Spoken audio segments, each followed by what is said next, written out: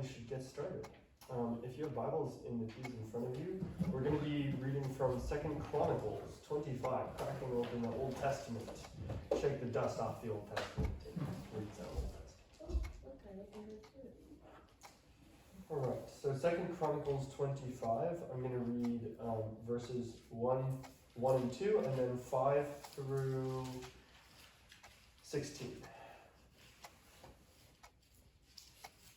Alright, 2 Chronicles 25, 1. Amaziah became king when he was 25 years old, and he reigned 29 years in Jerusalem. His mother's name was Jehoaddan. She was from Jerusalem. He did what was right in the Lord's sight, but not wholeheartedly.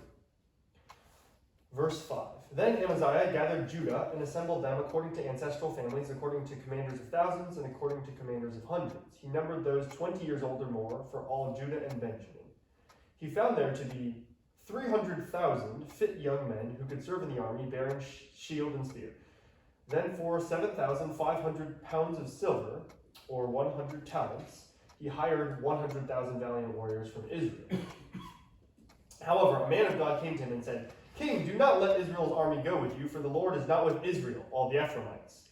But if you go with them, do it, be strong for battle. But the Lord God will make you stumble before the enemy, for God has the power to help or to make one stumble." Then Amaziah said to the man of God, "What should I do about the 7,500 pounds of silver I gave to Israel's division?" The man of God replied, "The Lord is able to give you much more than this." So Amaziah released the division that came to him from Ephraim to go home. But they got very angry with Judah and returned home in a fierce rage. Amaziah strengthened his position and led his people to the Salt Valley. He struck down 10,000 Seraites, and the Judites captured 10,000 alive. They took them to the top of a cliff where they threw them off, and all of them were dashed to pieces. As for the men of the division that Amaziah sent back so that they would not go with him into battle, they raided the cities of Judah from Samaria to Beth Horon, struck down 3,000 of their people, and took a great deal of plunder. After Amaziah came from the attack on the Edomites, he brought the gods of the Seraites and set them up as his gods. He worshipped before them and burned incense to them. So the Lord's anger was against Amaziah, and he sent a prophet to him who said, "Why have you sought a people's gods that could not rescue their own people from you?" While the prophet was still speaking, the king asked, "Have we made you the king's counselor? Stop. Why should you lose your life?"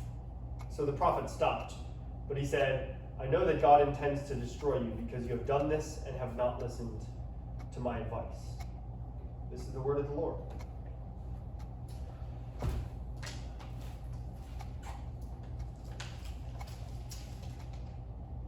When we are young, our parents dictate a lot of our lives. They dictate what we eat for food. They dictate what clothes we wear. They dictate our hairstyle, what movies we watch. And as we get older, we tend to adopt a lot of those practices. So for myself, I know I was raised eating a lot of Filipino and Chinese food because that's my heritage. And now I also eat a lot of Filipino and Chinese food. Same with movies. It's not always the case that you end up with the same things that your parents raised you in. So for example, I brought along this funny image. When I was young, my parents were the ones who would tell me when to get a haircut. And this is what my hair looked like back when I was a young lad. And hopefully I have made some improvements since then. But you don't always follow your parents' advice. You kind of pick and choose, when you're older, you kind of pick and choose which advice you think is the best advice. I like Filipino and Chinese food, so I'm going to continue to eat that. I don't like that hairstyle, so I'm going to change it. That's kind of the way that we do obedience nowadays. Now, those are some of the less significant decisions, right? What kind of food you eat, what kind of movies you watch. What about some of the more significant decisions? Some of the ones in which we clash with our parents. So when we're younger, we may want to stay out until 10 p.m. with our friends, and our parents want us home at 8 p.m. Why should we obey our parents? The Bible tells us that there are a couple of reasons to obey your parents. In Exodus 20, verse 12, famously, it states that we should honor our father and mother so that you may live long in the land the Lord your God has given you. And as Ephesians says, it's the first commandment with a promise. Honor your father and mother so that you live long. In Proverbs 3, 1 and 2, Solomon says the same thing. My son, don't forget my teaching. Keep my commands in your heart, so that they prolong your life many years and bring you peace and prosperity. Now, if we just took those verses and just took them out of context, it would seem like the only reason why we should obey our parents is so that we can live long. But we know that that's not the case, right? Because sometimes we don't have wise parents, and we may not live long. Sometimes we may live short lives for things unrelated to honoring our parents. And so if the only reason why we honored our parents was because there was a promise, we probably shouldn't honor our parents just for that promise alone. The promise is an addition, but it's not the real reason. The real reason is what? Because God has told us to. We should obey our parents because God has said so. Now that's a problem when we apply it to why should we obey God? Because if we obey God because God has said to obey God, that's just like a circular argument. You could apply that to anything. Should you obey the president because the president says to obey him? Should you listen to the dictator because the dictator says to obey him? So I don't think we should obey God just because God says to obey him. There's a deeper reason. And what I'm going to show throughout the sermon, I hope, is that we should obey God because he desires our ultimate good. Because God desires our ultimate good, and so we should trust him in every decision. And that's what we see in 2 Chronicles chapter 25. So the sermon is broken into 3 main points, and there are 2 subpoints each. So we're going to start with the first main point, which is just 2 observations about the text, about the life of Amaziah. And to set it up, because I want to kind of tell this story properly, you need to know some geographical things. So in the kingdom of Israel, if you were to, I've been to Israel. There's the Mediterranean Sea like about here, and then you have Israel running north-south here. It's pretty small. It's not very wide. At the top, when the kingdom split after Solomon's son Rehoboam, there were 2 kingdoms, and you read about them in the Old Testament, the northern kingdom and the southern kingdom. The northern kingdom was called the kingdom of Israel, and then the southern kingdom was the kingdom of Judah, and they were not friends with each other most of the time. You also read throughout the Old Testament that the northern kingdom tended to walk away from God. You know how you read in 1 Kings it says, this king did what was right in the eyes of the Lord. And then you have the other part that says they did not do what was right in the eyes of the Lord. The Israelite kings tended to not do what was right in the eyes of the Lord. And the Judah kingdom, the Judite kings, tended to do what was right in the eyes of the Lord. Okay, so beyond the kingdom of Israel, kingdom of Judah, there's also a kingdom of Edom, E-D-O-M, which is right below the kingdom of Judah. And since they're right in close proximity, there are lots of wars between the two. The kingdom of Judah oftentimes wanted to conquer the kingdom of Edom. And so in this passage we have Amaziah, who's the king of Judah, the southern kingdom, right? He's trying to conquer, or at least do battle with the Edomites, the people who are below him. He wants to have a great war victory over them. So he musters 300,000 of his own soldiers, and then the text says he also hired from the northern kingdom 100,000 soldiers, and he paid them 100 talents, which we'll talk about how much that is in a second. Now, what did I say about if the Israelite kingdom was following God? They were not following God. The southern kingdom was following God. So when Amaziah hires people from the kingdom that isn't following God, God sends a prophet to him. And he says, do not take those men into battle, because the northern kingdom does not follow me. You can see in verse 7, do not let Israel's army go with you, for the Lord is not with Israel. God will make you stumble before your enemies, in fact, if you bring the Israelites with you. But Amaziah is not really ready to obey God quite yet. Now, God said basically, don't take these people into battle with you. But he wants to say, hold on, God. I think I should bring them into battle. Why? Because I paid money for them. I already paid 100 talents of silver, or 7,500 pounds of silver. That's a lot of money. And what does the prophet of God reply? The Lord is able to give you much more than this. Okay, Amaziah says, okay, if God's going to give me more than this, then fine. I'll go into battle. I haven't lost that much money, and I'll still win, right? So he obeys God because of the earthly benefits. So that's observation number 1. Amaziah only obeyed God because there were earthly benefits involved. So then he goes into battle, and the chapter tells us that he took the battle to the Salt Valley and struck down 10,000 Syrites and captured 10,000 Syrites. So he wins the battle. Notice, though, that the battle was in a valley. It's not in Edom.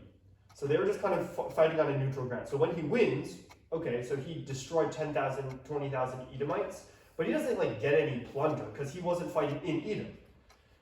All right, so if he doesn't get any plunder, and God had promised him, he said, I am able to give you much more than this money that you've just lost. Because he hired out the Israelites. He lost that money because he sent them away. And now he wins the battle and he doesn't get money. This is disappointing to him. He had only obeyed God because God had told him he'd give him money. And so now he's like, I don't know about that obedience thing. And as we read further in the story, now when he comes home, he has a second chance at obedience, and this time he fails. He takes some of the gods of the people whom he fought in battle. So he fought against the Edomites, right? And they had these gods among them. Probably the good luck charms that they brought into battle. So after he defeats them, he takes those good luck charms back with him, and he worships them. Which is just silly because, are any of you guys baseball fans?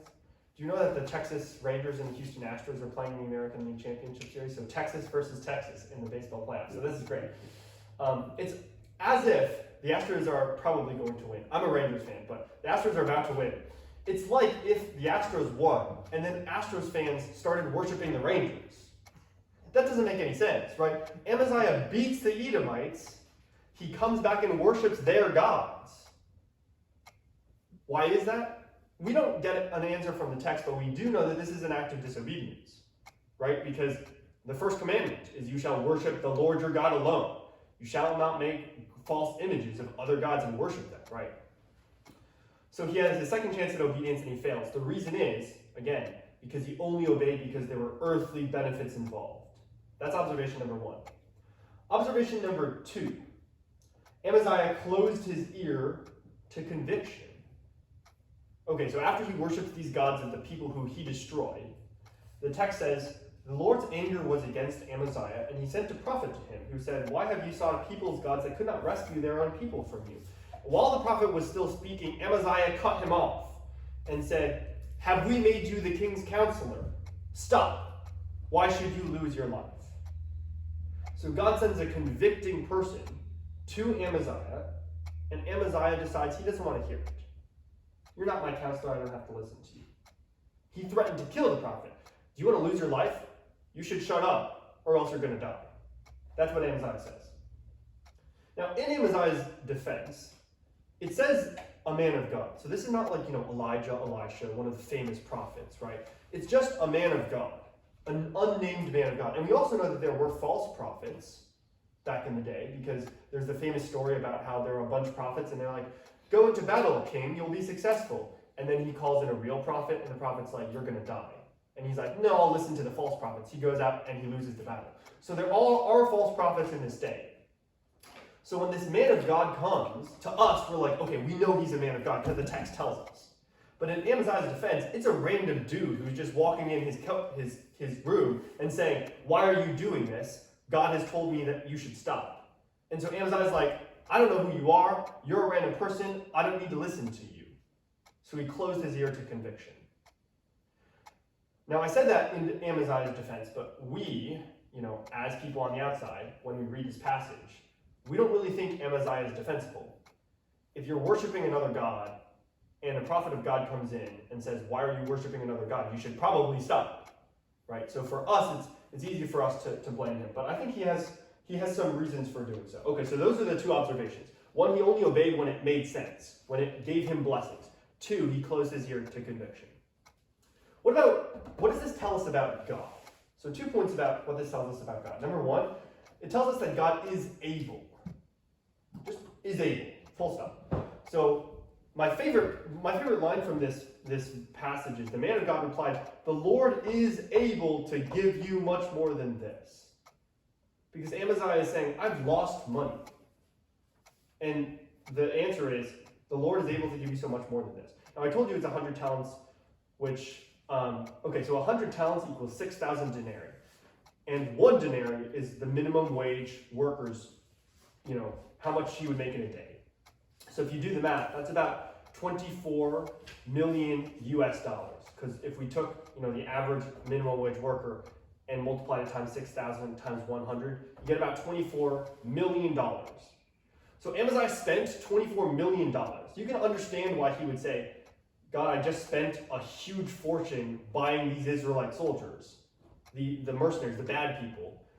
How are you going to reward me? And God says, I am able to give you much more than this. So the takeaway about God is we should just trust God. In times in which we're like, I have spent so much on this. I've invested so much on this. Why would I want to give it up? We should trust God because God is able. Number 2 point about God is God does not always reward on earth. Now, I've been speaking this sermon as if God promised. I use the word God promised to Amaziah he'd give him money, but that's actually not true. What does he say? So Amaziah says, what should I do about the pounds of silver that I gave to Israel? The man of God said, the Lord is able to give you. He doesn't say, the Lord will give you. He doesn't say the Lord promises he'll give you. It says that the Lord is able to give you much more than this. Sometimes we confuse, we almost treat it like the prosperity gospel. We're like, if we do good things, God will reward us. But that's not what the Bible teaches us. The Bible doesn't teach that God's going to give you health and wealth and prosperity if you obey him. But it does teach you that God has your best interest in mind and that God is able to reward you. So first, God is able to reward you. And second, he doesn't always reward you on earth. Sometimes your reward comes in heaven. Okay, last point, and 2 subpoints under this one. So we've talked about Amaziah and how he only obeyed God because, it resulted in benefits for him, and how he was unwilling to listen to conviction. I want to apply that to our lives today. Number 1, we should trust God when it hurts to obey him. We should trust God when it hurts to obey him. Originally, I had just titled this subpoint, just obey God even when it's difficult. But we all know that, right?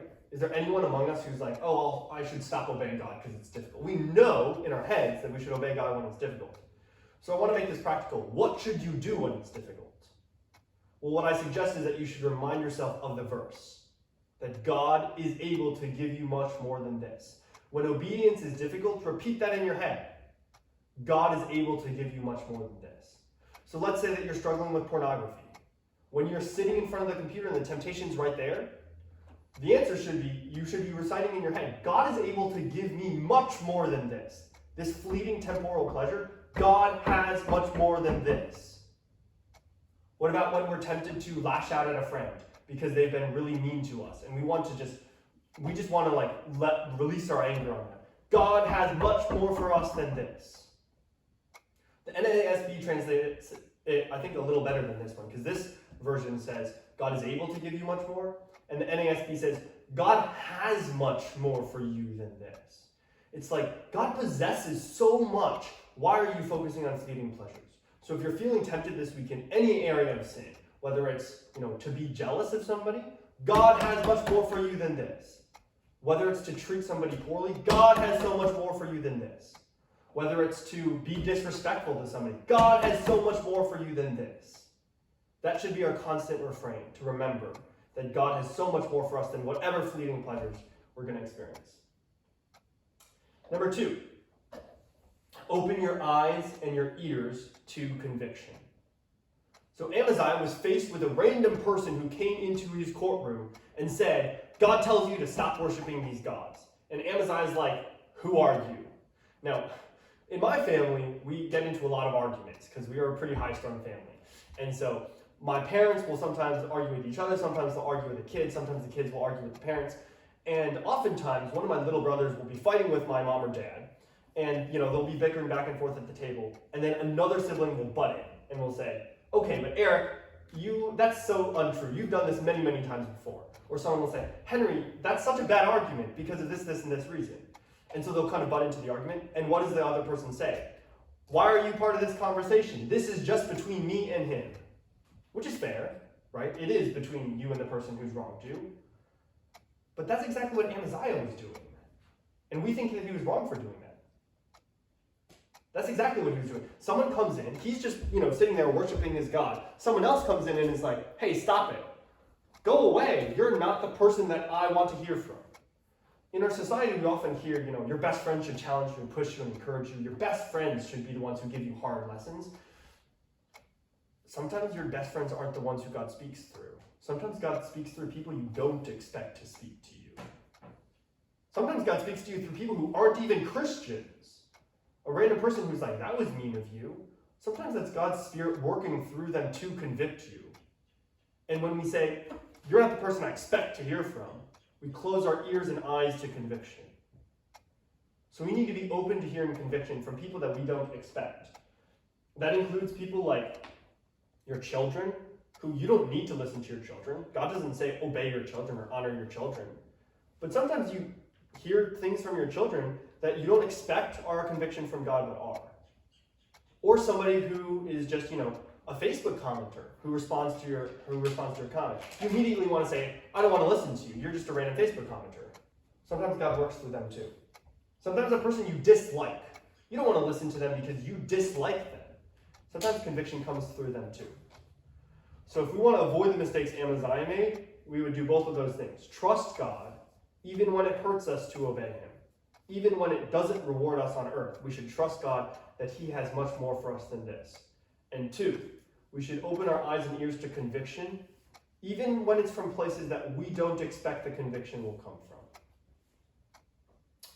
Okay, in the last couple minutes, I want us to kind of just sit and meditate and ponder what the Lord has been speaking to us from 2 Chronicles 25. And I'll be doing this exercise along with you, so we'll spend maybe 2 or 3 minutes.